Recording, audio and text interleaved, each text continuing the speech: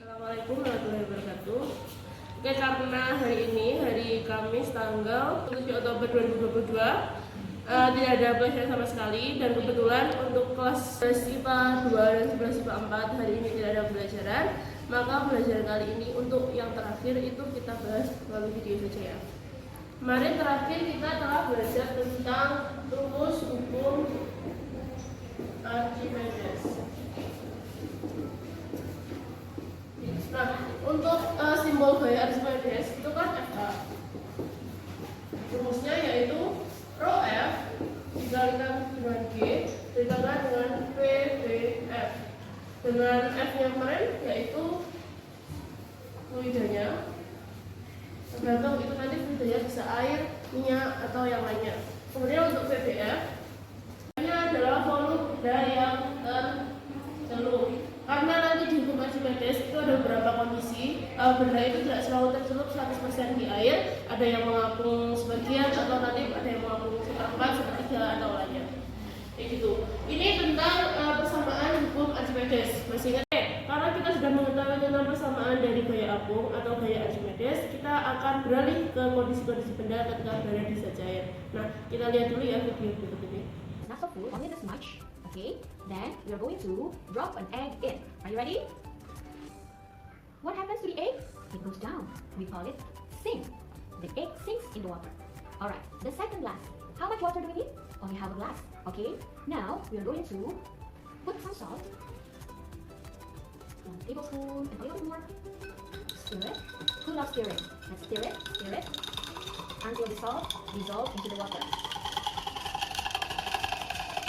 Alright, a little bit more. Faster. Okay, now we are going to drop an egg in.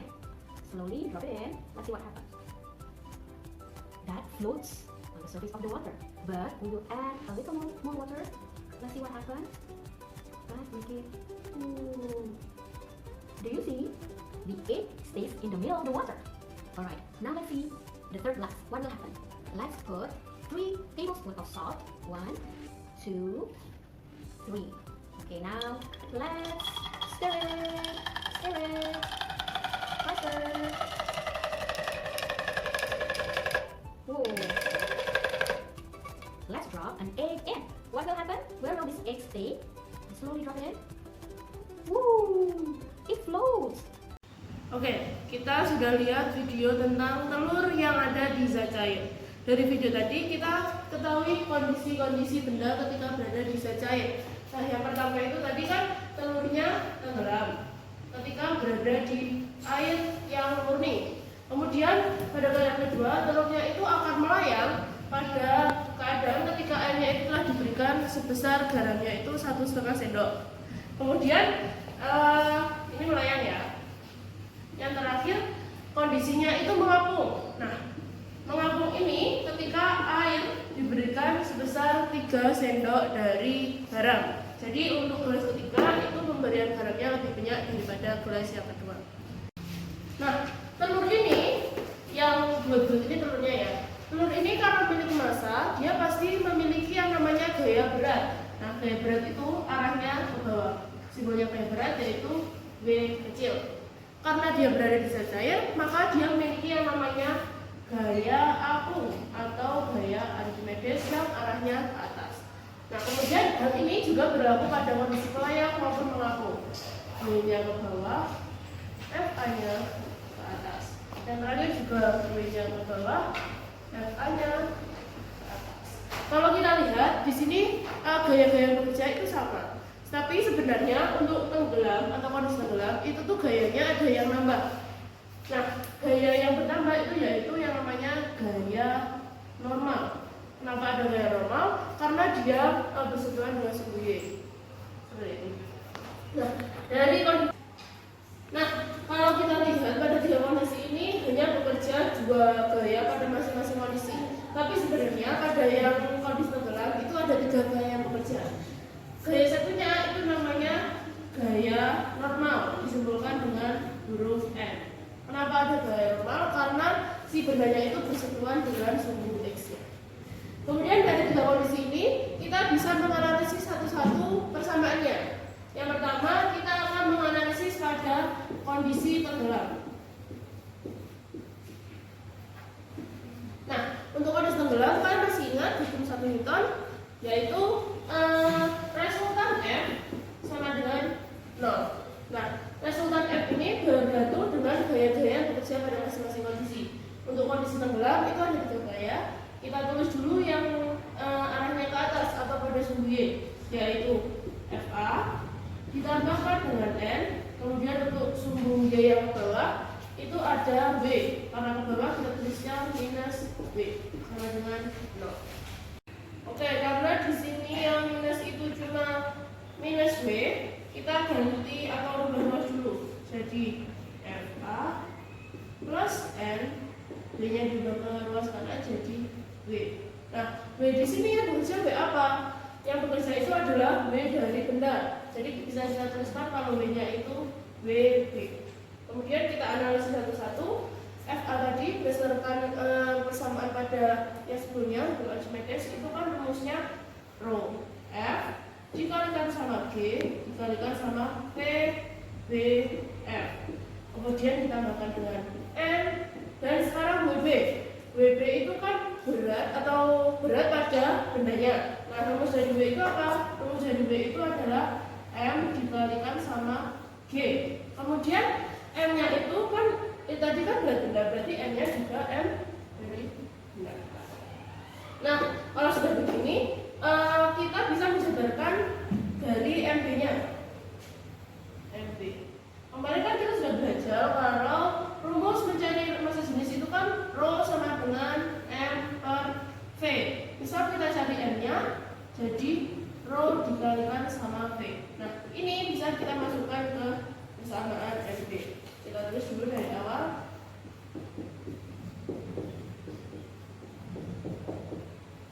Sama dengan rho, karena ini pada benda jadi rho B dikalikan sama V. V-nya itu volume dari bendanya. Nah, yang terakhir itu baru dikalikan dengan G. Kemudian ini merupakan persamaan terakhir dari kondisi benda tenggelam. Kita lanjutkan.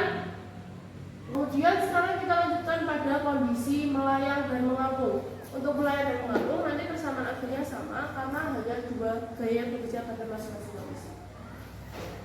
Melayang dan mengapung. Nah, masih sama. Tadi kita pakai hukum 1 Newton, yaitu resultan gaya sama dengan 0. Nah, gaya bekerja itu hanya 2. Berarti kita tulis untuk yang sumbu Y ke atas itu FA, yang ke bawah itu W, jadi minus. Kita ubah luasnya jadi FA sama dengan W. W-nya di sini juga W dari benda. Jadi WB. Oke, kita masukkan rumus dari gaya apung, yaitu rho F dikalikan dengan G dikalikan dengan V B F sama dengan WB-nya juga kita pecah. Tadi kan WB di sini cara nyarinya MB dikalikan G, dengan M itu cara nyarinya rho B dikalikan VB. Langsung kita masukkan ke rho B dikalikan VB saja ya. Rho B dikalikan VB dikalikan G, karena di sini masih ada nilai G-nya. Nah, dari persamaan ini kita bisa sederhanakan yang nilainya sama, yaitu gaya gravitasi pada bumi. Nah, nilai akhirnya jadi rho F dikalikan dengan VBF sama dengan rho B dikalikan dengan VB. Untuk kondisi melayang dan mengapung, ini persamaannya lebih simpel dibandingkan dengan kondisi tenggelam.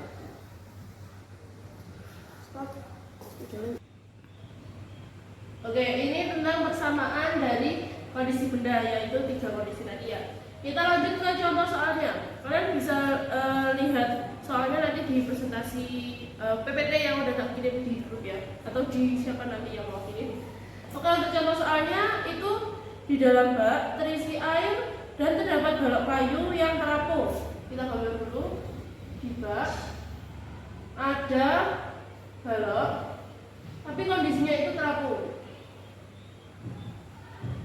Kemudian volume balok yang muncul, oke, kita bedakan. Nah, ini yang kita arsin merah itu merupakan volume benda yang muncul, yaitu sebesar 100 cm kubik. Dan massa jenis baloknya diketahui 0,75 gram per cm kubik. Jika rho airnya 1 gram per cm kubik, maka berapakah massa balok secara keseluruhan? Nah, yang udah diketahui kita tulis dulu. Tadi volume balok yang muncul di permukaan air kita simbolis sebagai VBM atau volume benda yang muncul, yaitu 100 cm kubik. Kemudian untuk massa jenis baloknya secara keseluruhan itu kita simbolis sebagai rho B adalah 0,75 gram per cm kubik. Nah, yang terakhir yang kita tahu itu tentang rho air. Karena air itu mudah, kita sebutnya rho F ya, yaitu 1 gram per cm kubik. Nah, yang ditanya itu adalah massa balok secara keseluruhan atau bisa kita simbolin sebagai MB. Di sini nah, karena di sini yang udah diketahui itu cuma volume benda yang muncul, yaitu yang muncul di permukaan ini, yang udah tak kasih merah-merah. Kita sekarang cari dulu volume balok secara keseluruhan dulu. Jadi cara nyari VB-nya gimana?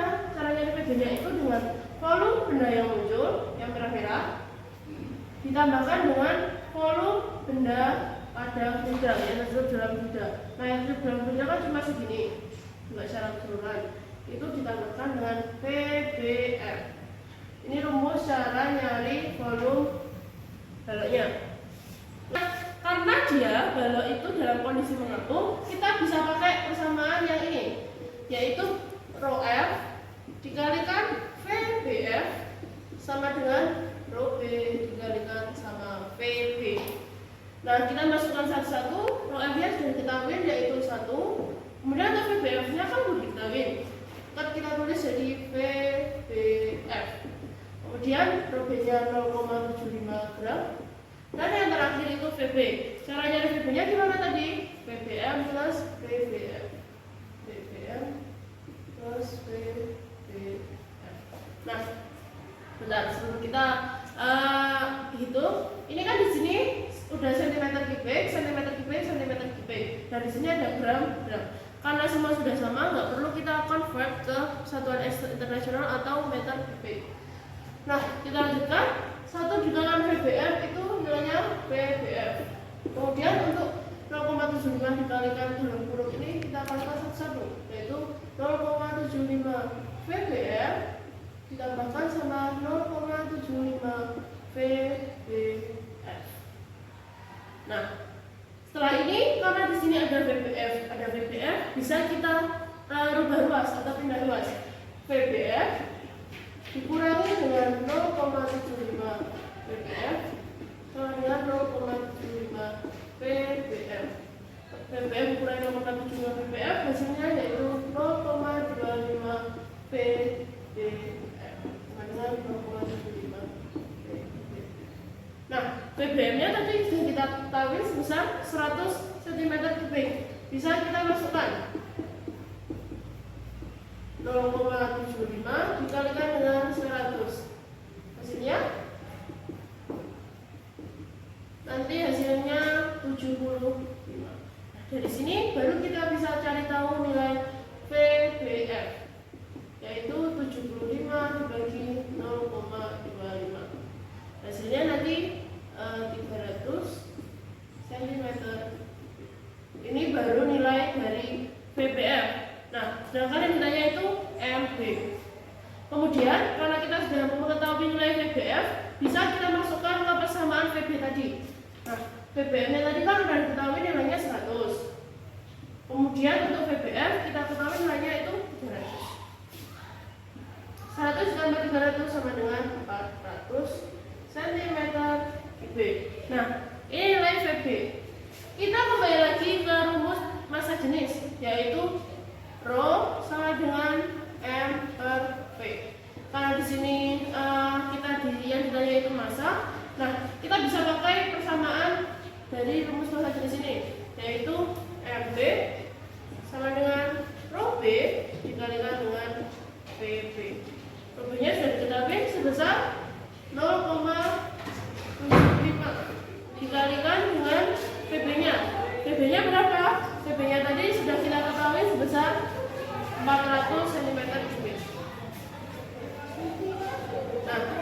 475 dikalikan 400 nanti nilainya adalah 300. Kalau di sini massa, kita pakainya yang gram. Nah, ini baru nilai akhir dari massa balok yang ada di contoh sini. Oke. Jadi tadi adalah persamaan dan contoh soal dari hukum Archimedes. Kemudian untuk penerapannya atau aplikasinya dalam kehidupan sehari-hari, kalian bisa langsung baca di buku kuantum halaman 68. Itu ada beberapa aplikasi dari hukum Archimedes. Nah, itu ada hidrometer, kemudian ada kapal laut maupun kapal selam. Nah, baik kapal laut maupun kapal selam atau hidrometer itu menerapkan 3 kondisi tadi. Untuk kapal laut itu tadi menerapkan kondisi yang mengapung. Kemudian untuk kapal selam itu nanti bisa ada kondisi pada melayang. Nah, selanjutnya kita akan membahas mengenai tegangan permukaan.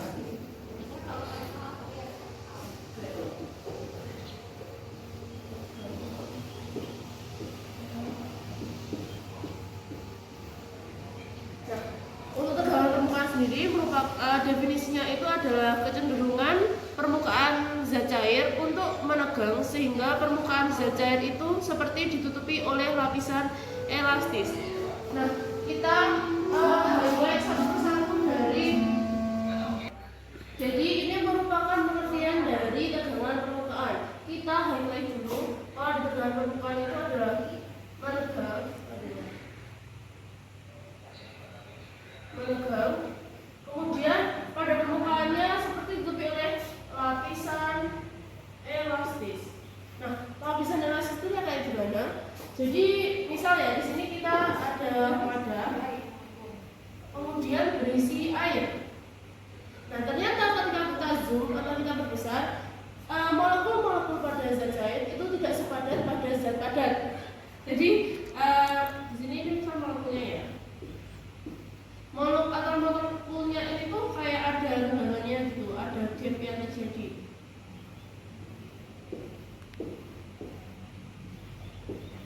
Kalau pada zat padat, antar molekulnya itu nanti bakal rapat gandeng satu sama lain gitu. Tapi kalau pada zat cair itu tidak gandeng atau rapat. Kemudian ketika kita perbesar pada salah satu molekulnya, misal kita perbesar di sini. Nah, ketika kita zoom pada salah satu molekulnya, ternyata antar molekulnya itu saling tarik menarik, di mana arah tarikannya itu melebar ke segala arah. Jadi antar satu sama lain itu saling tarik menarik.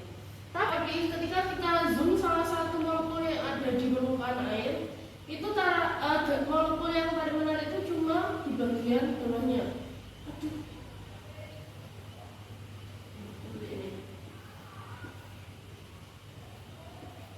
Pada bagian atas itu molekulnya tidak saling tarik menarik, sehingga karena ini condong hanya ke bawah, dia akan menarik ke bawah yang menyebabkan di sini terbentuk suatu lapisan elastis. Nah, karena dia tadi tarik ke bawah, jadi molekul-molekulnya itu semakin padat seperti yang ada pada zat padat dan bentuknya namanya lapisan elastis. Adanya lapisan elastis pada air ini akan menyebabkan misal kita yang sering diketahui itu ada nyamuk. Nyamuk itu misal ada di atas permukaan air, dia bisa berjalan di atasnya. Jadi kalau kita misalnya berjalan di atas air kan nanti pasti kita akan terperosok ke dalam. Tapi tidak berlaku untuk nyamuk karena berat dari nyamuk itu masih bisa ditahan oleh lapisan elastis ini. Walaupun lapisan elastis itu sangatlah tipis, tapi berat dari nyamuk itu masih bisa ditahan. Nah, kita lanjutkan ke persamaan dari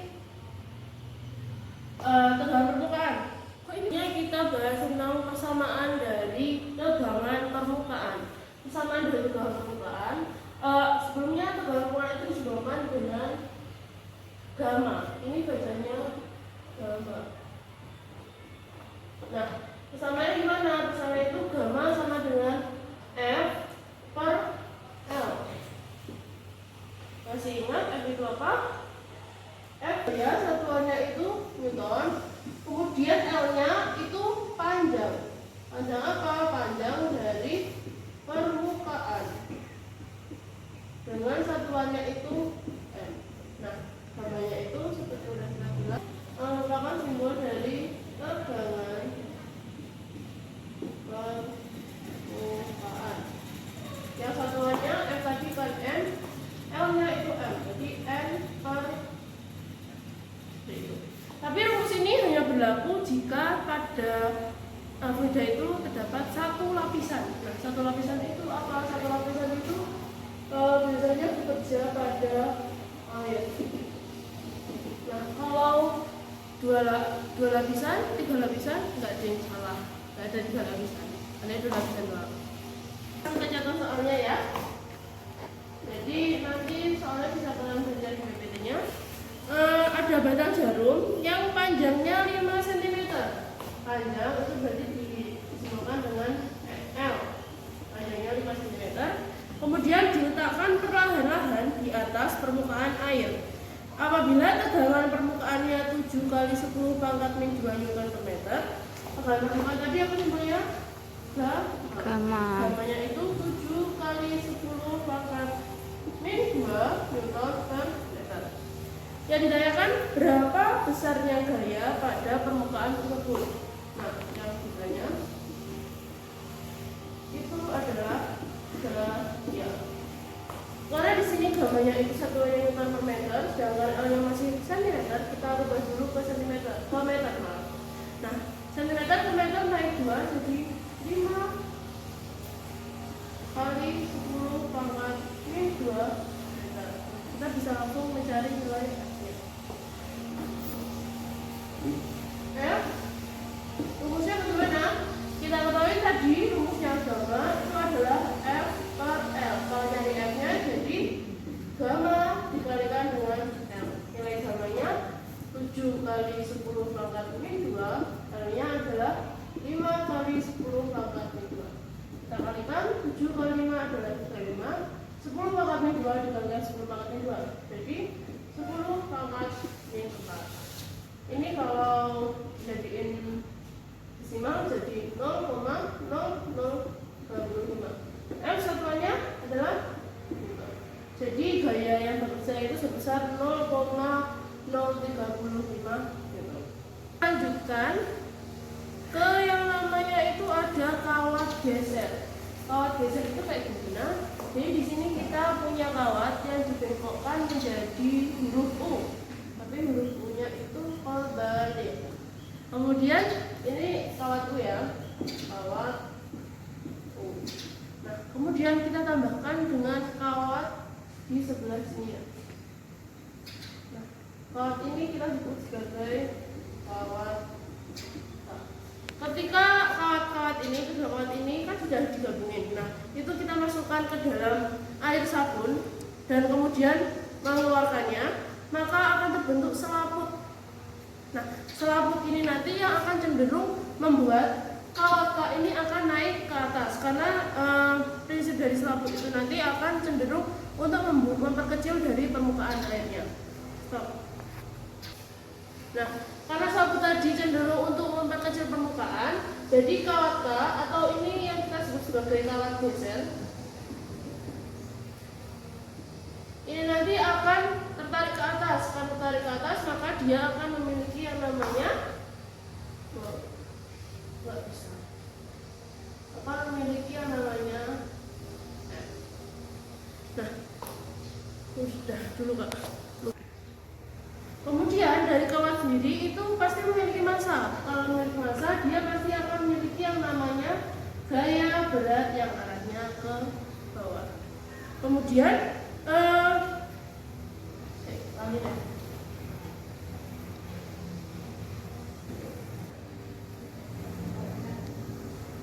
tapi untuk mempertahankan kawat geser ini atau kawat kayak itu dalam posisi timbang, dia pasti akan tertarik ke bawah. Nah, tarikannya ke bawah ini misal kita simbolkan sebagai VB atau V ke bawah.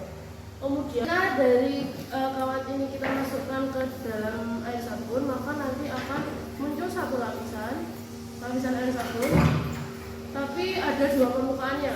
Jadi ini misal kawat gesernya nanti akan ada dua permukaan, yaitu permukaan yang bagian depan dan permukaan yang bagian belakang. Jadi ini tanganku ini jadi dua permukaan dari lapisan sabunnya. Kemudian karena ada dua permukaan, kita pakai rumusnya itu yang berbeda. Jadi nanti gamanya bakal jadi F per 2L. Di sini 2 karena ada dua permukaan pada lapisan air sabun. Kemudian untuk satuannya itu sama kayak di sini. Untuk gamma itu Newton per meter, untuk F-nya tetap Newton dan L-nya itu tetap meter. Kita lanjut ke contoh soalnya. Kalau rumusnya kayak gini. Jadi di PPT itu contoh soalnya sebatang kawat dibelokkan seperti huruf U, seperti kejadian ini. Kemudian kawat kecil PV dengan massa 0,3 gram dipasang pada kawat tersebut. Jadi kawat PV-nya di sini PV. Kemudian kawat-kawat ini dicelupkan pada lapisan sabun dan diangkat secara vertikal sehingga terentang satu lapisan sabun. Nah, kawat kecil PV ini akan mengalami gaya tarik ke atas. Ini F ya, gaya tarik ke atasnya. Kemudian agar terjadi keseimbangan, maka pada kawat kecil PV digantungkan beban sebesar 0,2 gram. Di kawatnya ini ada beban yang besarnya itu 0,2 gram. Kemudian jika di kawat PV-nya ini panjangnya 10 cm, kita tulis karena dia panjang maka tulisnya itu L 10 cm dengan G-nya itu 10 meter second kuadrat. 10 meter per second kuadrat. Nah, yang ditanyakan itu tegangan permukaan pada lapisan sabun. Tadi kita ketahui kalau massa dari kawatnya, kawat PV itu adalah 0,3 gram. Yang ditanyakan itu tegangan permukaan atau gamma. Nilai gammanya berapa? Nah, yang pertama itu kita mencari nilai nah kawat ini kan tadi memiliki massa sebesar 0,3 gram. Karena dia memiliki massa, pasti dia akan memiliki yang namanya gaya berat. Kita sebut sebagai WK atau gaya berat pada kawat. Nah, karena ini digantungi dengan beban, maka beban ini juga memiliki yang namanya gaya berat. Jadi kita tulis sebagai WB.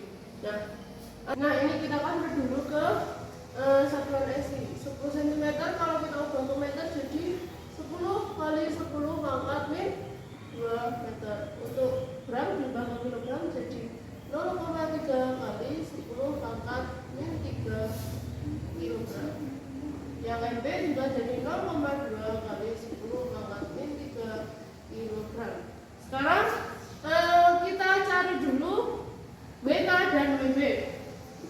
WK-nya dari W itu kan M kali B.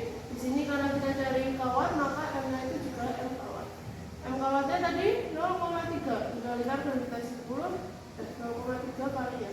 Kali 10 pangkat min 3 dikalikan 10. Jadi berapa? 3 kali 10 pangkat min 3 satuannya itu. Untuk WB MB dikalikan sama G. MB-nya tadi 0,2 kali 10 pangkat min 3 dikalikan 10 juga. Hasilnya 2 kali 10 pangkat min 3. Ini nilai WK dan WB. Kemudian kita cari tegangan permukaannya. Tegangan permukaan itu rumusnya karena ini pada lapisan air sabun maka akan terbentuk dua permukaan. Kalau permukaan kita pakai rumus yang seperti ini. Nah, gamma sama dengan F per 2L. F-nya berapa? Nah, di sini gaya tarik ke atas itu kan pasti di seluruh permukaan kawatnya. Jadi di sini ada F-nya, ada F, ada F, ada F. Nah, antara F dan nilai B itu kan sama. Jadi bisa kita tulis kalau nilai F-nya itu dari WK ditambahkan dengan WB atau gaya berat pada kawat ditambahkan dengan gaya berat pada beban di per 2L. WK-nya tadi berapa? 3 kali 10 pangkat min 2 ditambah WB nya 2 kali 10 pangkat min 2 per 2 2 dikalikan L. L-nya 10 kali 10 pangkat 2. 3 tambah 2. Ya. Nah, ini tadi pangkat 3 ya, maaf.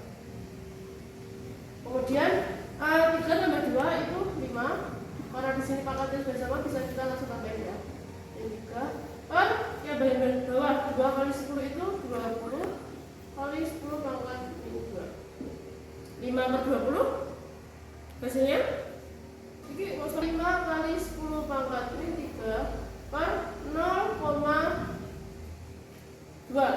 Nah, 5 kali 10 pangkat ini 3 kalau dibagi 0,2 hasilnya jadi 25 kali 10 pangkat min 3 satuannya Newton per meter. Ini tegangan permukaan yang berlaku. Lanjutkan ke kapilaritas. Kapilaritas itu merupakan peristiwa naik atau turunnya zat cair di dalam pipa kapiler atau pipa sempit. Nah, naik turunnya zat cair ini disebabkan oleh yang namanya adesi dan kohesi. Adesi itu apa? Kohesi apa? Adesi. Oke. Untuk adesi itu merupakan tarik menarik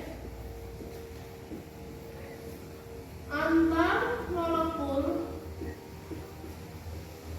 yang tidak sejenis. Nah, kalau yang sejenis apa? Yang sejenis itu namanya kohesi. Jadi kohesi itu tarik menarik antar molekul yang sejenis. Nah, tadi kan kapilaritas merupakan peristiwa naik turunnya zat cair. Kalau peristiwa naik turunnya berarti nanti ada yang namanya kapilaritas naik dan kapilaritas turun. Kita bahas dulu tentang kapilaritas naik.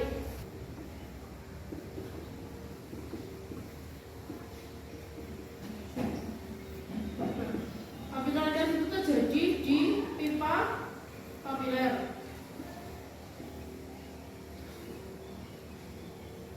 Ini misal ada zat cairnya, ini pipanya. Kemudian untuk kapilaritas naik itu nanti zat cairnya akan berbentuk cekung di bagian permukaannya. Nah, cekungnya ini nanti jika kita teruskan seperti ini, di sini akan terbentuk yang namanya sudut kontak.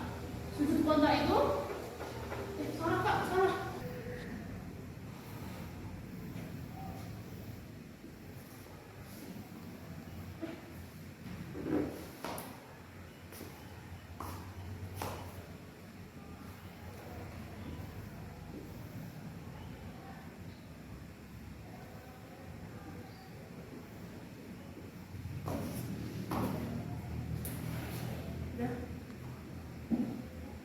Nah, berdasarkan pengertian dari kapilaritas tadi kan peristiwa naik atau turunnya zat cair.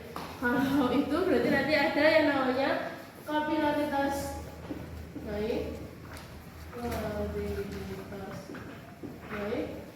sama yang turun.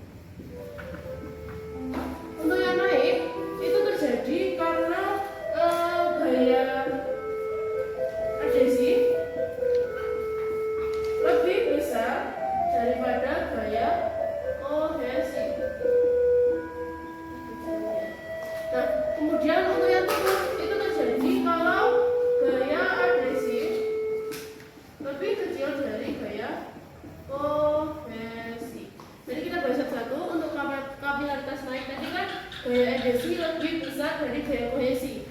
Sedangkan gaya adesi itu merupakan tarik menarik antar molekul yang tidak jenis. Di sini misal molekulnya itu air.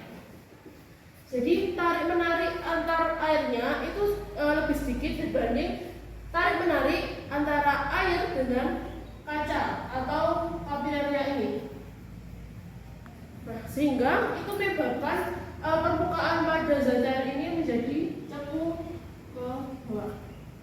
Nah, jika kita teruskan pada sisi-sisinya ini, nanti di sini bagian sini akan terbentuk yang namanya theta. Theta itu apa? Theta itu adalah sudut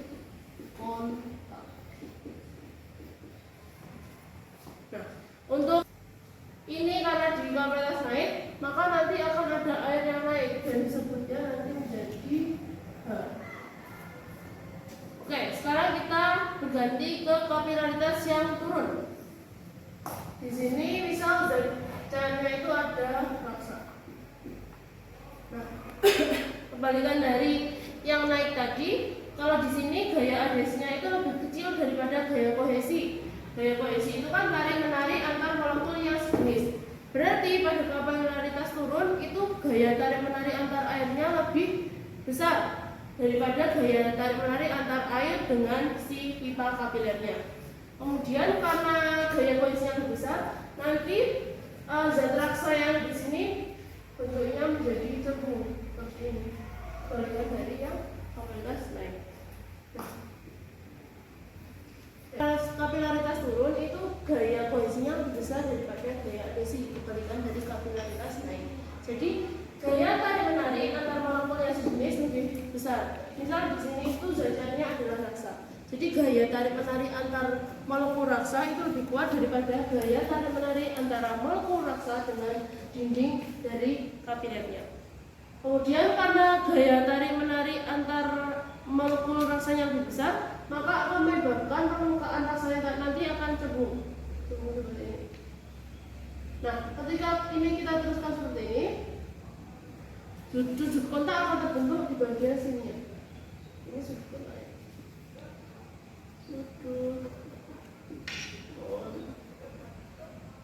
Nah, untuk penurunan dari raksanya nanti akan berada di sini. Nah, kita simbolkan sebagai. Nah, kita lanjutkan ke perumusan rumus. Nah, sekarang kita cari nilai H, yaitu kenaikan atau penurunan dari air maupun raksa. Nah, cara nyari H-nya itu dengan 2 dikalikan dengan gamma cos theta, tetanya sudut kotak, per rho dikalikan G dikalikan N. Panjang ya. Jadi untuk hanya itu adalah kenaikan atau penurunan zat cair yang satuannya meter. Kemudian untuk gamanya itu tegangan permukaan. Satu air gram permukaan tadi adalah Newton per meter. Kemudian tetanya itu sudut kotak.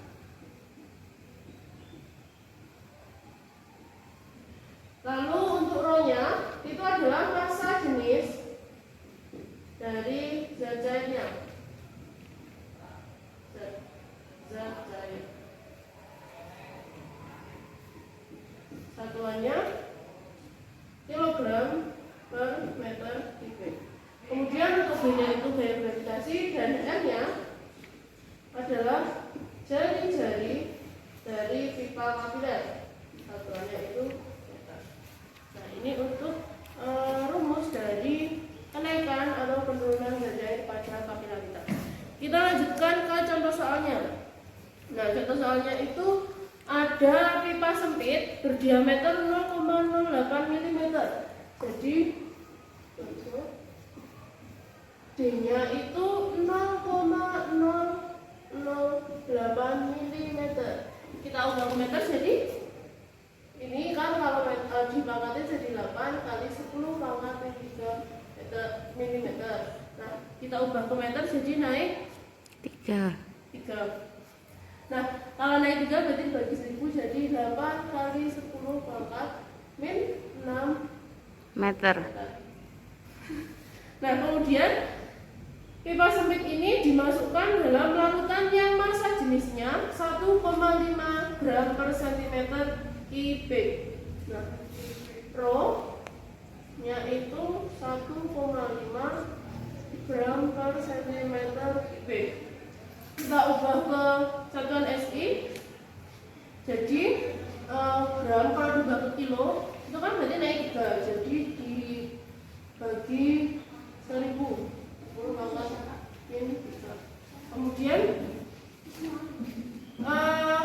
centimeter diubah berubah ke meter naik 2 jadi 10 pangkat min 6 karena ini P. Kemudian 10 ini 1,5 juga. 1,5 dikalikan 10 pangkat min 3 kan 10 pangkat min 6 jadi 10 pangkat 3 1,5 kali 10 pangkat 3 kilogram kilogram per meter kubik. Nah, kemudian tegangan permukaannya atau gamma diketahui sebesar 3 kali 10 pangkat min 4 newton per meter. Untuk sudut kontaknya itu diketahui 60 derajat. Nah, yang ditanyakan itu nilai kenaikan larutan dalam pipa. Cara nyari H-nya tinggal kita masukkan ke situ. H sama dengan 2 gamma cos theta per rho v r. Nah, gamanya kita masukkan, nilainya adalah 3 kali 10 pangkat min 4 cos 60 sudutnya 60 per rho gr.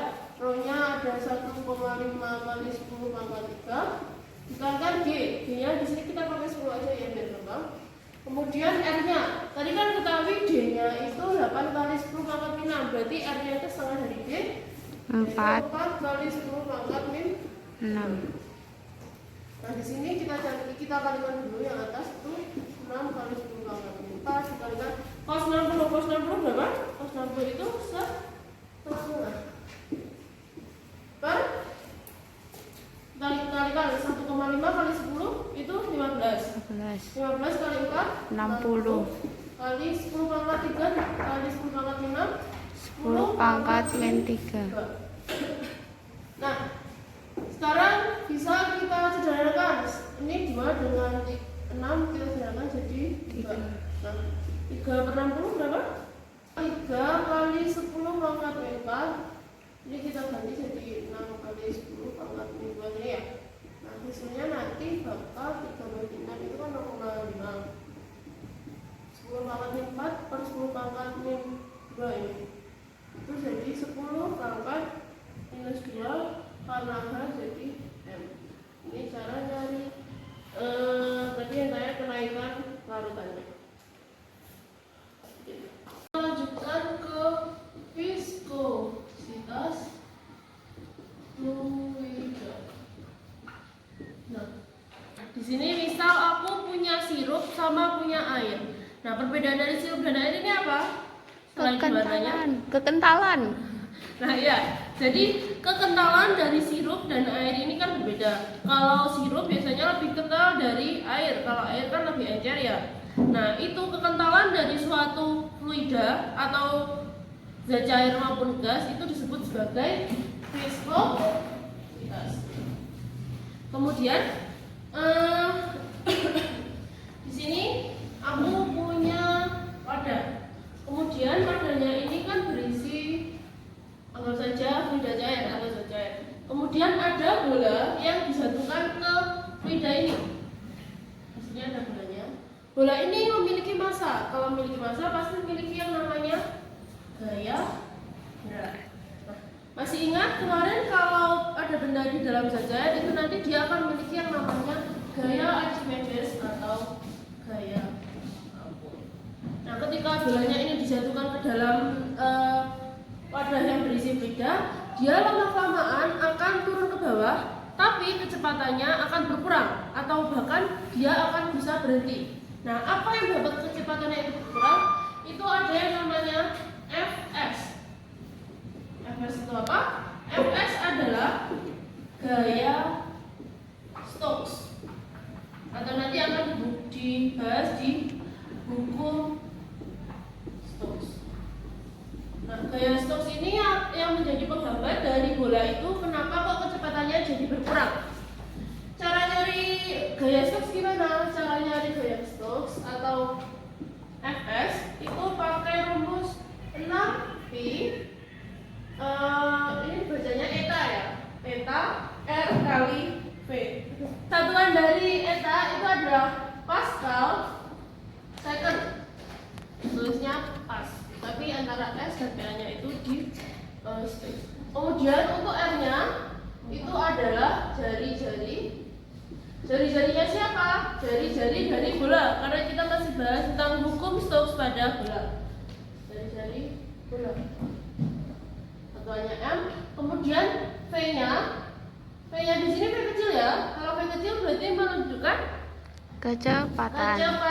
terminal. Kecepatan terminal dari bola. Satuannya kecepatan adalah meter per second.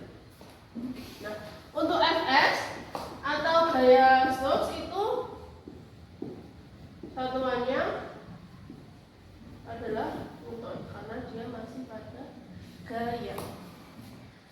Kemudian cara nyari koefisien viskositasnya gimana? Cara nyarinya kita bisa pakai persamaan 2 R kuadrat G per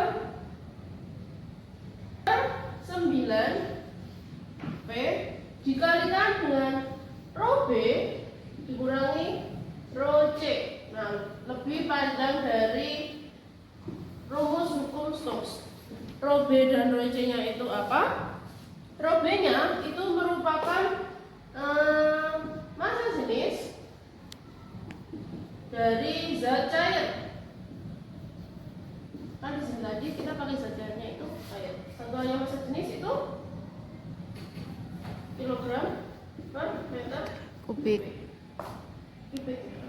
Untuk rho B itu adalah massa jenis dari si Bola. Benda. bola. Satuannya adalah kilogram per meter kubik. Nah, ini merupakan viskositas pada fluida. Kemudian kita lanjutkan ke contoh soal. Contoh soal ya, karena ada 2 persamaan, kita pakai 2 contoh soal. Yang pertama kita pakai contoh soal untuk mencari nilai Fs. Di sini soalnya gelembung udara berjari-jari 7 cm. Jari-jarinya 7 cm. Kalau kita ubah ke meter jadi 7 kali 10 pangkat min 2 meter. Kemudian kekentalan air, kekentalan fluida itu rumusnya semuanya adalah eta. Eta. Etanya 10 pangkat min 3 PAS. Yang ditanyakan adalah gaya gesek atau Fs dengan kecepatan tadi V kecil itu 0,2 meter per second. Langsung kita masukkan ke persamaan Fs yaitu 6 pi eta rho V. Nah, 6 pi etanya berapa? Etanya 10 pangkat min 3. R-nya itu 7 kali 10 pangkat min 2. V-nya itu 0,2. V-nya kita ubah ke 22 per 7 ya. Kita pakai 27 karena di sini bisa kita sederhanakan dengan 7. Ini bisa kita sederhanakan. Tinggal bagian atas 6 kali 22 dikalikan 0,2 hasilnya nanti 2,64 kali 10 pangkat min 6. Satuannya Fs yaitu kilogram. Ini besar gaya Stokes untuk contoh soal yang pertama. Kita lanjutkan ke contoh soal yang kedua. Nah, di sini bola yang jari-jarinya 0,9 cm, artinya 0,9 cm, atau diubah ke meter jadi 0,9 kali 10 pangkat min 2 meter, diberikan kelajuan tetap sebesar 60 meter per second. V-nya itu 60 meter per second. Nah, kelajuannya ini berada dalam fluida yang massa jenisnya 1,1 gram per centimeter kubik. Karena dia massa fluida, berarti kita tulisnya rho C 1,1 gram per centimeter kubik. Kemudian ini kita ubah ke satuan SI jadi 1,1 kali 10 pangkat min 3 per 10 pangkat min 6. 1,1 kali 10 pangkat 3 kilogram per meter per kubik. Yang diketahui selanjutnya apa? Yang diketahui itu massa jenis bola atau rho B sebesar 2,1 kita ubah lagi jadi 2,1 kali 10 pangkat min 3 kali 10 pangkat 6, 2,1 kali 10 pangkat 3 kilogram. Nah, yang ditanyakan itu adalah kekentalan tidak atau Eta. Ini nilai dari etanya. Nah, dari eta tadi gimana? 2 R kuadrat dikalikan G per 9V kalikan rho B min rho C. Kita masukkan satu-satu. R-nya jadi 0,9 kali 10 pangkat min 2. Nah, itu kalau kita kuadratkan jadi 81 kali 10 pangkat min 6. Kemudian dikalikan G-nya kita pakai 10 per 9V. V-nya 60 meter per second. Nah, untuk rho B-nya itu 2,1 kali 10 pangkat min 3. Rho C-nya 1,1 kali 10 pangkat min 3. Oke, kita kalikan 2 kali 81 itu 16. 2 kali 10 pangkat 162 kita kalikan langsung sama 10 aja ya. Jadi nanti 10 pangkat min 5 per 9 kali 60 540. 2,1 dikurangi 1,1 1 kali 10 pangkat min 3. Oke, 162 dibagi 540 hasilnya 0,3 kali 10 pangkat min 5 dikalikan 1 kali 10 pangkat min 3. Hasil akhirnya nanti 0,3 kali 10 pangkat min 8. 8 Satuannya itu adalah P VA dikalikan S. ini nilai dari viskositas fluidanya. Oke, sekian pembelajaran kali ini. Ini merupakan materi akhir dari bab kedua yaitu fluida statis. Semoga kalian dapat memahami penjelasan kali ini dengan baik. Jika ada pertanyaan bisa langsung menghubungi saya atau Mbak Risma nanti. Terima kasih. Assalamualaikum warahmatullahi wabarakatuh.